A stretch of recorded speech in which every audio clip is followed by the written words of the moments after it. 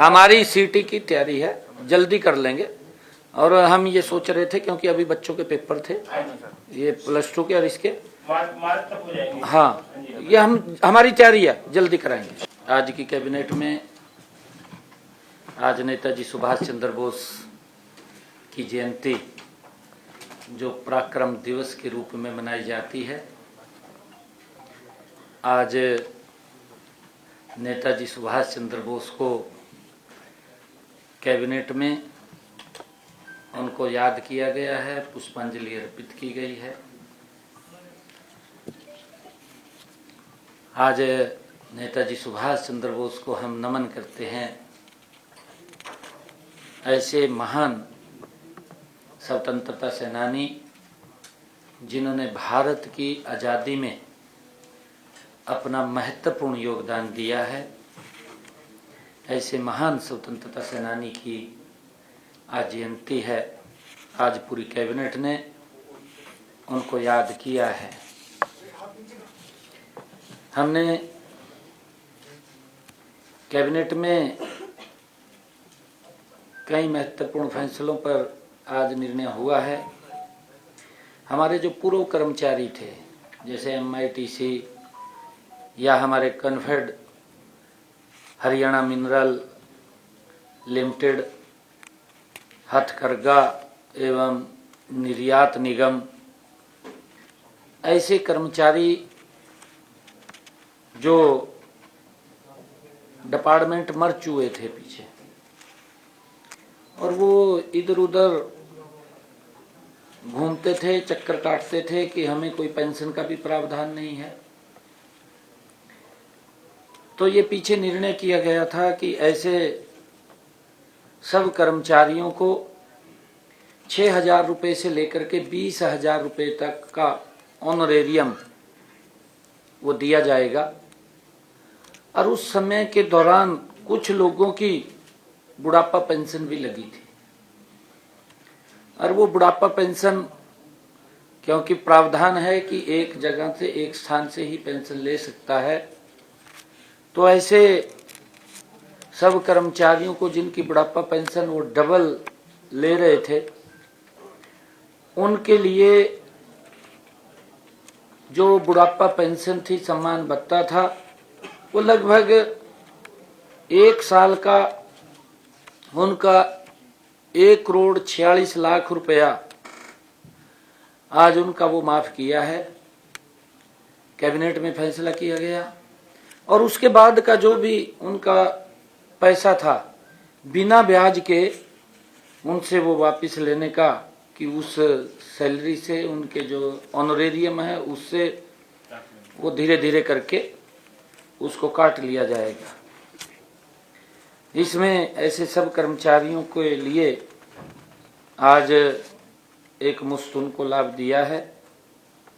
और हमने दिव्यांगजनों को के लिए भी जो 2016 में संशोधन को मंजूरी दी गई थी, उसमें संशोधन के अंदर अब हरियाणा में 10 और दिव्यांगजनों की श्रेणियों को उसमें जोड़ा गया है। उनको मासिक पेंशन का लाभ भी वो मिलेगा। इससे जो आज का कैबिनेट का फैसला हमने लिया है, लगभग 32,000 दिव्यांगजनों को हरियाणा प्रदेश के अंदर इसका लाभ मिलेगा। हमारी सीटी की तैयारी है, जल्दी कर लेंगे। और हम ये सोच रहे थे क्योंकि अभी बच्चों के पेपर थे, ये +2 के और इसके हाँ, ये हमारी तैयारी है, जल्दी कराएंगे। केंद्र सरकार द्वारा पिछले दिनों एक्ट में दिव्यांगजन अधिकार अधिनियम 2016 के तहत 21 प्रकार की दिव्यांग श्रेणियों को शामिल किया गया था। आज हरियाणा सरकार ने भी जो 11, कुछ तो हमारे एक्ट के अंदर पहले थी 10 जिसकी मैंने चर्चा की है, 11 जो छूट गई थी उनको भी आज शामिल इसके अंदर किया है। अब हरियाणा में दिव्यांगजनों की श्रेणी में 10 और जिनमें कैरावल पैलेसी, मुसलर डिस्ट्रोफी और speech and language disability, multiple sclerosis, Parkinson's disease और sickle cell disease, multiple disability और specific learning disability, autism spectrum disorder and chronic neurology conditions शामिल किया गया है। इनमें जैसा मैंने बताया भी है कि हरियाणा में 2,08,071 लाभार्थियों को दिव्यांग पेंशन के रूप में हरियाणा सरकार 3,000 रुपये प्रति माह का मानदेय वो दिया जा रहा है। कैबिनेट में ये भी फैसला किया गया कि हीमोफीलिया जो एक बीमारी है और थैलीसीमिया से पीड़ित रोगियों को दी जाने वाली पेंशन के लिए 18 वर्ष की आयु को भी समाप्त किया गया है। पहले क्योंकि 18 वर्ष के बाद उसको लाभ मिलता था, कैबिनेट में ये फैसला किया गया कि अब 18 साल की वो उसके ऊपर सीमा नहीं रहेगी, उस आयु सीमा को समाप्त किया है। हमने साथ ही यह भी निर्णय किया कि हीमोफीलिया और थैलीसीमिया के लिए वित्तीय सहायता पहले से ही प्राप्त किसी भी अन्य सामाजिक सुरक्षा पेंशन के अतिरिक्त होगी, क्योंकि ये लगभग 2009 में एक अमेंडमेंट किया गया था और उसमें ये कहा गया था, 2009 के अंदर जो अमेंडमेंट हुआ था कि अगर किसी दिव्यांग की मिनिमम वेज से ज्यादा इनकम होगी तो उसको इसका लाभ नहीं मिलेगा। हमने उस कंडीशन को अब समाप्त कर दिया है कि उसको जो दिव्यांगजन है उसको उसका लाभ मिलना चाहिए, उसको हमने ये समाप्त किया है। और साथ ही यह भी निर्णय किया कि हीमोफीलिया और थैलीसीमिया के लिए वित्तीय सहायता पहले से प्राप्त किसी भी अन्य सुरक्षा पेंशन के अतिरिक्त ये होगी, उससे अलग होगी। हमने कैबिनेट में एक और निर्णय किया है कि हमारे चुकलाना धाम जो खाटू श्याम जी का चुलकाना धाम जो खाटू श्याम जी का पवित्र स्थल है, वहां पर खाटू श्याम बाबा श्री खाटू श्याम पूजा स्थल बोर्ड वो बनाया जाएगा, उसकी भी आज मंजूरी दी है। इसके विधेयक 2025 के मसौदे को भी आज मंजूरी दी गई है। हरियाणा एवं पड़ोसी राज्यों से चुलकाना धाम में लाखों की संख्या में भक्तजन भगवान के दर्शन करने के लिए प्रतिवर्ष उस पवित्र मंदिर में आते हैं और श्री बाबा श्याम में प्रत्येक एकादशी को जागरण और फाल्गुन मास के शुक्ल की एकादशी व द्वादशी को प्रतिवर्ष मेले का भी वहां आयोजन होता है।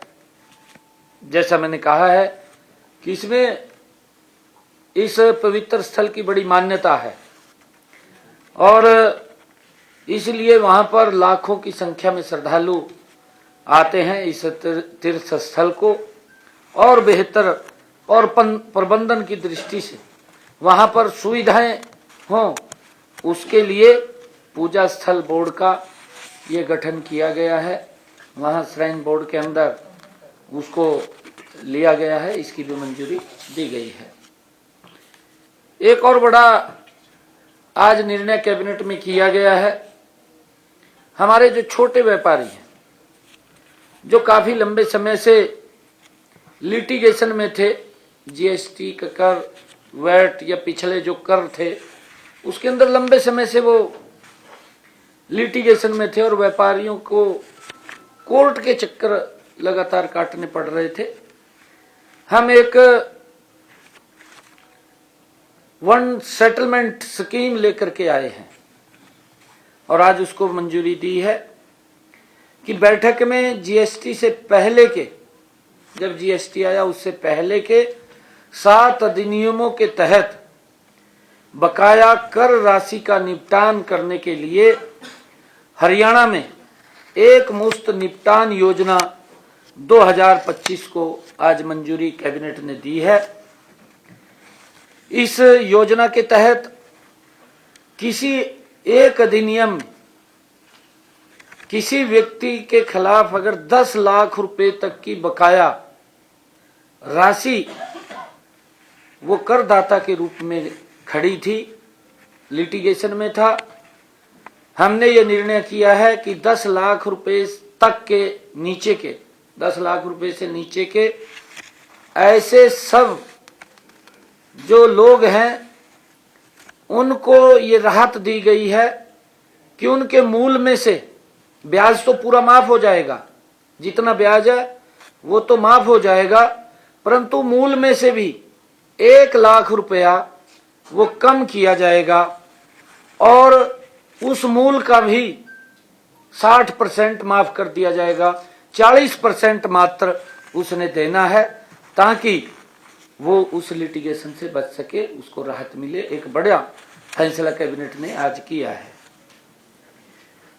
10 लाख से ऊपर के 10 करोड़ रुपए तक के जिनका बकाया है, ऐसे करदाताओं को भी हमने 50% की छूट दी है।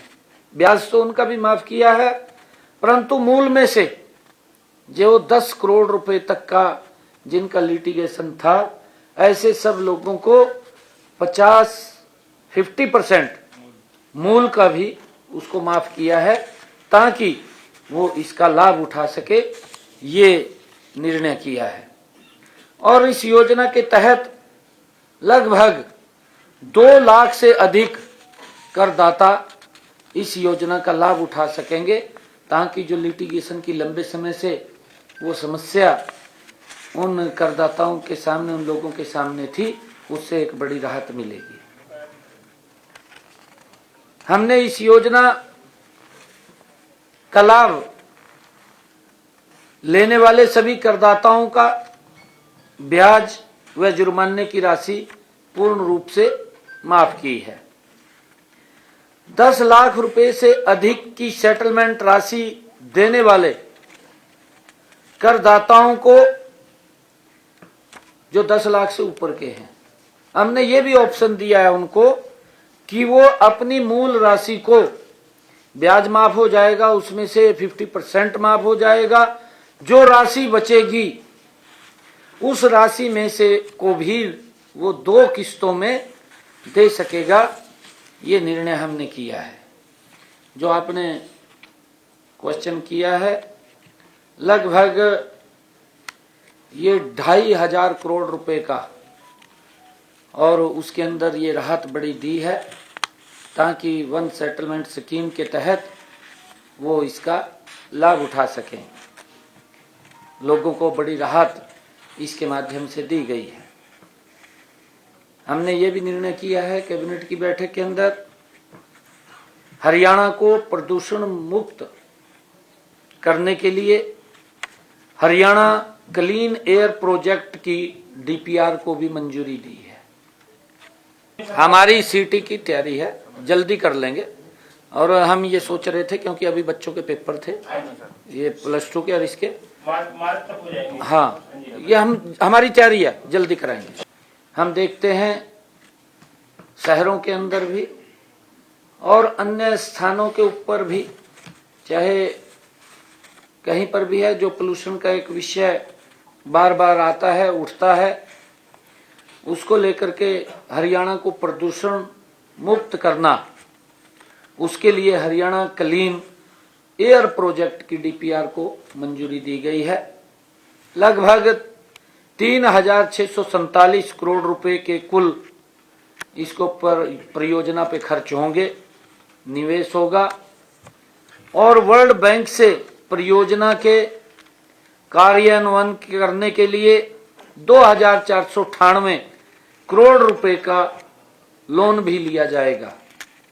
हरियाणा सरकार द्वारा 1,066 करोड़ रुपए का योगदान इस परियोजना के अंदर दिया जाएगा और अनुदान के रूप में 83 करोड़ रुपए आवंटित किए जाने का भी प्रावधान किया गया है। इस पहल का उद्देश्य राज्य में सतत विकास को बढ़ावा देना और वायु गुणवत्ता में सुधार लाना।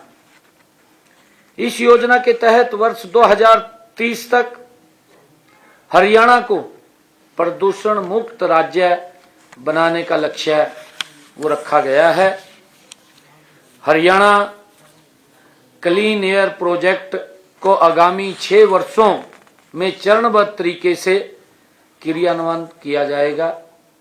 इसके तहत विभिन्न विभागों के सहयोग से हवा प्रबंधन के लिए क्षमता निर्माण, विभिन्न सेक्टरों में प्रदूषण से निपटान के उपाय और अन्य गतिविधियों को अपनाया जाएगा। और मुझे खुशी है बताते हुए कि अब की बार भी 26 जनवरी को कर्तव्य पथ पर गणतंत्रता दिवस के मौके पर हरियाणा की प्रदर्शनी झांकी प्रदर्शित होगी, वो की जाएगी। ये हमारे लिए गर्व की बात है। और जनसंपर्क एवं सूचना विभाग द्वारा झांकी की थीम वो समृद्ध हरियाणा विरासत और विकास है, वो तैयार किया गया है। ये हमारे लिए गर्व की बात है, जो हरियाणा की सांस्कृतिक विरासत से लेकर आधुनिक हरियाणा की झलक का इस झांकी के जरिए कर्तव्य पथ पर वो प्रदर्शित होगी, दिखेगी। भगवान श्री कृष्ण के गीता के ज्ञान से लेकर आधुनिकता के साथ बढ़ता हरियाणा और हमारे खिलाड़ियों के साथ इस झांकी को गणतंत्र दिवस के मौके पर ये चलेगी। ये हमारे लिए बड़े गर्व की बात है। बहुत बहुत धन्यवाद।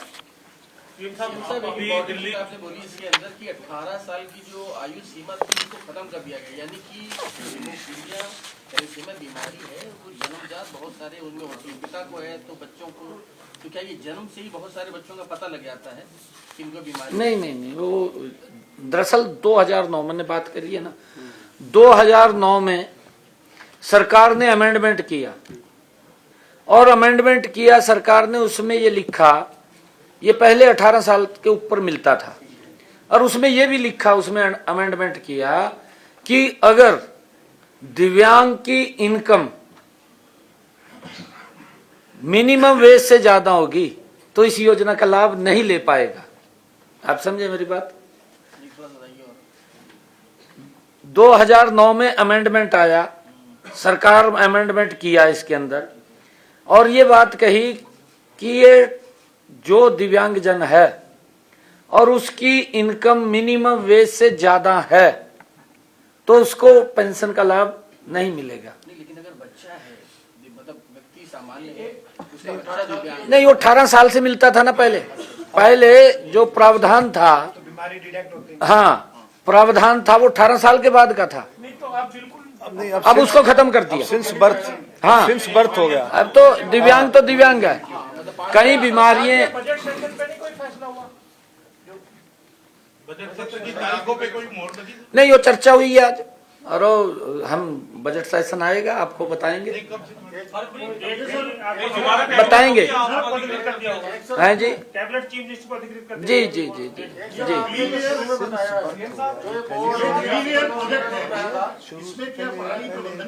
ठीक नहीं था। हाँ, इसके अंदर सभी है। मैंने कहा है कि लगभग इसके अंदर 11 विभागों के साथ मिलकर के इस परियोजना के ऊपर काम किया जाएगा। 11 विभाग हैं इसमें। आपने बताया कर्मचारी थे, तो ये कितने लाभान्वित होंगे? आपके लिए फर्स्ट घोषणा थी, फर्स्ट पॉइंट है। नहीं देखिए, उसके अंदर मैंने ये कहा है कि जो MITC के हैं, क्योंकि ये पहले चक्कर काटते थे और चक्कर काटते थे कि हमें तो पेंशन भी नहीं मिलता। इसमें कई बोर्ड और कारपोरेशन के भी लोग थे, ये खाली MITC के नहीं और भी थे, मैंने गिने हैं वो। उसका एक मिनट मैं उसका क्वेश्चन का आंसर दे दूं, 1 मिनट में संख्या वो मैं बता दूंगा आपको, उसमें ब्रीफ में आ जाएगा नोट में। उसके अंदर क्योंकि उनको जो पेंशन नहीं मिलती थी, कुछ लोगों ने बुढ़ापा पेंशन, क्योंकि 60 वर्ष के हो गए थे तो बुढ़ापा पेंशन लग गई थी, तो फिर सरकार ने निर्णय किया था कि इन लोगों को जब वो बार बार आ रहे थे कि 6,000 रुपए से लेकर के 20,000 रुपए तक ऑनरेरियम के रूप में इनको देंगे। तो उस समय के अंदर वो बुढ़ापा पेंशन भी ले रहे थे और ये भी ले रहे थे, जबकि प्रावधान एक का है कि व्यक्ति एक ही पेंशन ले सकता है। तो अब उनको राहत देने का काम किया है। उनकी 1,47,00,000 रुपए वो जो बकाया था, 1 साल का तो पूरा माफ किया है, 1,47,00,000 रुपए बनता है और उनका वो माफ किया है। लगभग जो आपने संख्या पूछी हो 316 के करीब है, 366 है जी, 361 है। और हाँ जी, दिल्ली में आपने कहा केजरीवाल को कि आयुष्मान कार्ड ना बन रहा हो तो हरियाणा आ जाए, क्योंकि दिल्ली में चुनाव भी है। लेकिन एक और योजना है लाडो लक्ष्मी योजना, जो हमने देखा महाराष्ट्र में, छत्तीसगढ़ में जिसका जिक्र था, इसको लेकर के क्या कुछ चर्चा हुई है या कुछ विचार कर रही है सरकार आगे? नहीं, बिल्कुल विचार कर रही है भाई। अभी 3 महीने सरकार को हुए और हमने पूरी प्लानिंग योजना बना ली है उसकी, और बजट सेशन आ रहा है, बजट सेशन में उसके बजट का भी प्रावधान होगा, क्योंकि बहुत बड़ा सिस्टम है और सरकार के बजट के ऊपर दबाव आने वाला है काफी, उसकी सारी तैयारियां चल रही हैं। भारतीय जनता पार्टी ने जो वायदा किया है संकल्प पत्र में, एक संकल्प पत्र का वायदा हमने पहले भी पूरा किया है, आगे भी पूरा करेंगे। और वहां का आयुष्मान कार्ड का जो आपने बात करी है, मैंने उस बिहाफ के ऊपर कहा था कि वहां के गरीब लोग जिनको आदरणीय प्रधानमंत्री जी ने आयुष्मान कार्ड योजना का लाभ दिया है, मेरे यहाँ पर अगर गरीब व्यक्ति को कोई दिक्कत बीमारी आ जाती है, वो सर ऊंचा करके अच्छे हॉस्पिटल में अपना इलाज करा लेता है। दिल्ली का व्यक्ति नहीं करा सकता, पंजाब का भी नहीं करा सकता, क्योंकि मैंने कहा कि अगर आप इनको लाभ नहीं दे रहे, तेरा ही बनाए थे।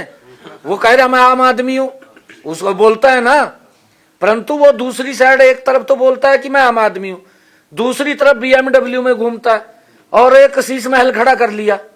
मैंने कहा भी था आम आदमी है, तेरा बनवाए थे हरियाणा मां, तय आ जाओ रसी। मैंने उसमें आपको कहा था। फसल खराबे के मुआवजे का एक सवाल और है, जो भी ओलावृष्टि को लेकर 1 मिनट आपका ले लिया, उसका ले लिया। चुनाव प्रचार चल रहा है, नरेला के विधायक का एक ऑडियो आया जिसमें कह रहे हैं कि मनीष सिसोदिया कहते कि शराब की नीति नहीं लेकर आएंगे तो चुनाव में पैसा कहां से लेके आएंगे। इससे पहले सर कैग की एक रिपोर्ट आई है कल, उसमें 382 करोड़ रुपए घोटाले की बात हो रही है। तो आपको लगता है सर कि दिल्ली चुनाव प्रचार जैसे जैसे चुनाव करीब जा रहे हैं, तमाम मामले खुलकर आ रहे हैं?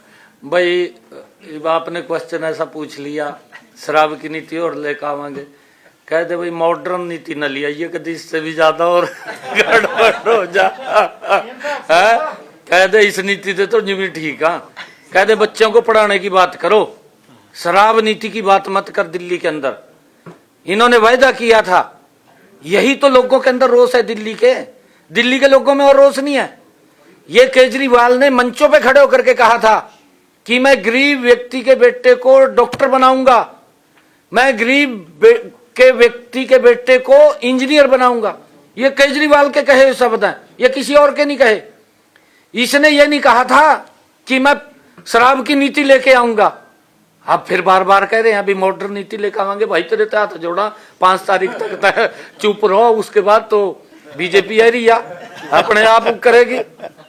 मैंने कहा, मैंने मंच के ऊपर भी कहा वहां पर भी, भाई हमारे यहाँ से तय तो कह रहा गरीब व्यक्ति के बेटे को हम डॉक्टर इंजीनियर बनाएंगे। ये आज से 10 साल पहले केजरीवाल ने कहा था। परंतु मैंने ये भी कहा है केजरीवाल को कि आप हरियाणा के अंदर आकर के देखें, हमारी हरियाणा सरकार ने गरीब परिवार के बेटे को बिना पर्ची बिना खर्ची के ICS अधिकारी बना दिया। ये नीति का फर्क है ना। उसकी शराब की नीति है, हमारी विकास की नीति है, मोदी जी के नेतृत्व में चल रहे हैं। सर, एक नियमित भर्ती होने पे HKR में जो कर्मचारी हैं जो एक्ट के दायरे में नहीं आ रहे हैं उनको हटा रहे हैं, तो क्या उनको एडजस्ट करेंगे? ट्रेनिंग भी नहीं हो रही सर, नए वालों की कुछ लेटर गए हुए हैं। देखिए, क्योंकि पिछले दिनों हमने 24-25 हजार बच्चों को वन टाइम उनको नौकरी दी थी, और कहीं ना कहीं क्योंकि आए हैं और स्थान के ऊपर देखिए जो नौकरियां निकलेंगी हमारी, हमने बोल भी रहे हैं, जस्ट ऐसा नहीं है नौकरियों में जब फार्म भरेंगे उनको करेंगे।